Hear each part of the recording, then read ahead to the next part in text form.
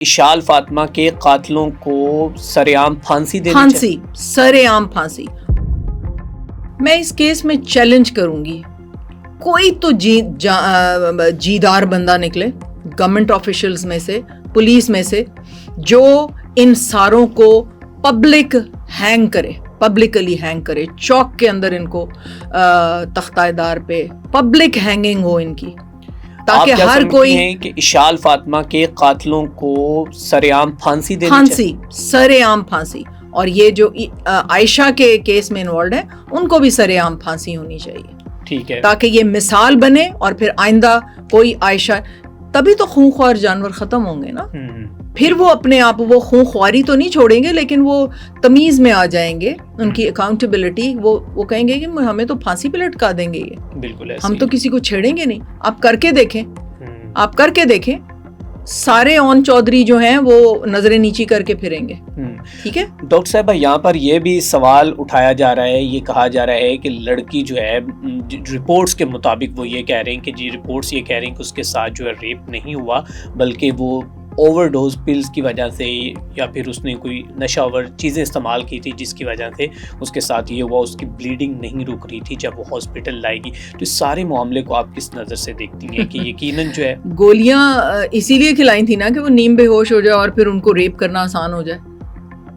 ٹھیک ہے، ایک جوان لڑکی وداؤٹ اینستھیزیا یا وداؤٹ یہ بے ہوشی، وہ مطلب اس میں اتنی طاقت ہوتی ہے کہ وہ ریزسٹ کر سکتی ہے. ٹھیک ہے، تو اس کو کھلائی گئی ہوں گی گولیاں.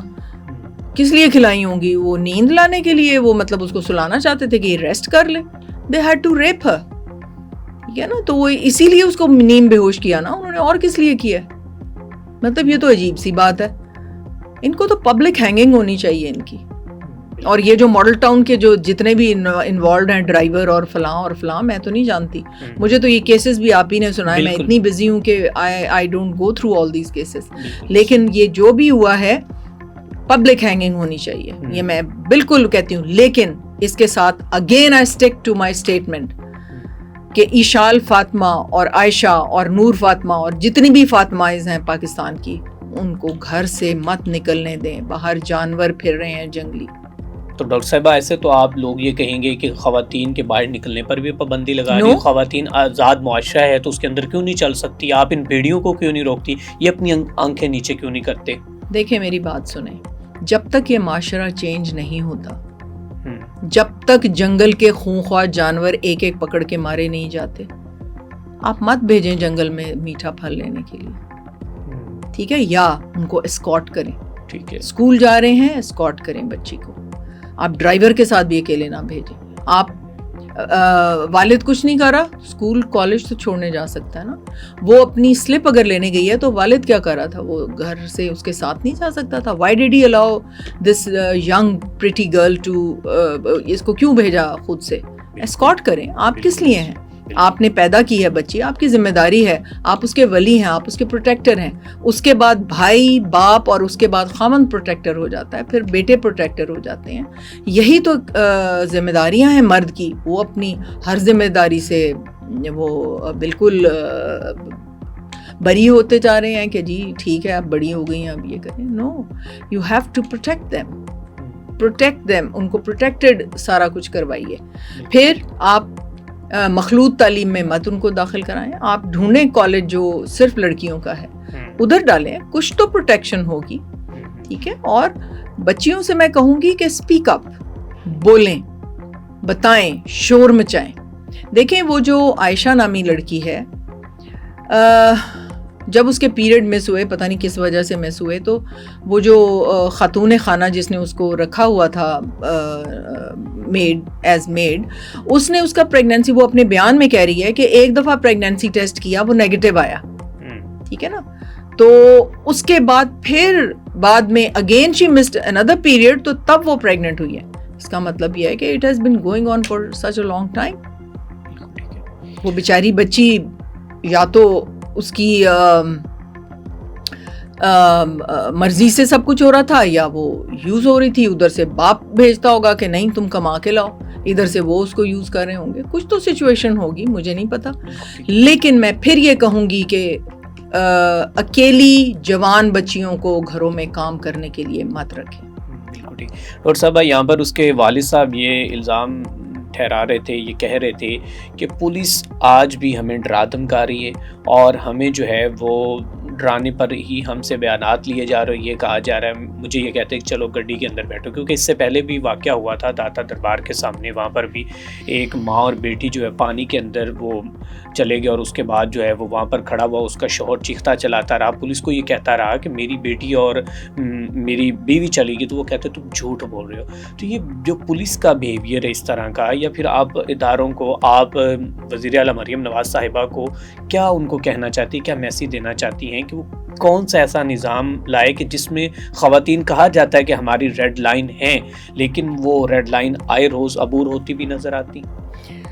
بیٹے ہمارا کانسیپٹ غلط ہے دنیا کے بارے میں. جی, ہم سمجھتے ہیں کہ کوئی ایک کمشنر لگ گیا نا تو وہ پاورز انجوائے کر رہا ہے. بالکل. وہ کمشنر بھول گیا ہے کہ ڈے آف ججمنٹ پہ, قیامت والے دن, اس کی تو سب سے زیادہ پوچھ گچھ ہونی, وہ جواب دہ ہوگا ہر بات کے لیے. بالکل. اسی لیے میں کہتی ہوں کہ بڑے کسی منصب پہ مجھے ڈالا جاتا تو میں معذرت کر لیتی کہ میں دنیا میں بھی نہیں جواب دے سکتی, میں اللہ کو کیا جواب دوں گی کہ میں نے کس طرح. اگر ایک صاحب کمشنر ہیں اور اس کے نیچے ایک پوری وہ ایک فوج ہے, مطلب ہر ایک وہ ہوتی ہے نا, مشنری ہوتی ہے آپ کے نیچے, you are accountable for everyone, you will be accountable for. بڑے شوق سے جاتے ہیں نا جی, میں سپریم کورٹ کا, میں ہیڈ سپریم کورٹ کا جج ہوں اور سب سے منصب میرے ہے, ٹھیک ہے نا. تو وہ منصب نہیں ہے, وہ سیویئر اکاؤنٹیبلٹی ہے. اگر ایک شوہر ایک گھر کا ہیڈ ہے نا تو وہ انجوائے کرتا ہے جی میں ہیڈ ہوں. No, you will be accountable for everything. اس دن سے ڈریں جب آپ کو اکاؤنٹیبل ہونا پڑے گا ہر چیز جو اس گھر میں ہوتی ہے.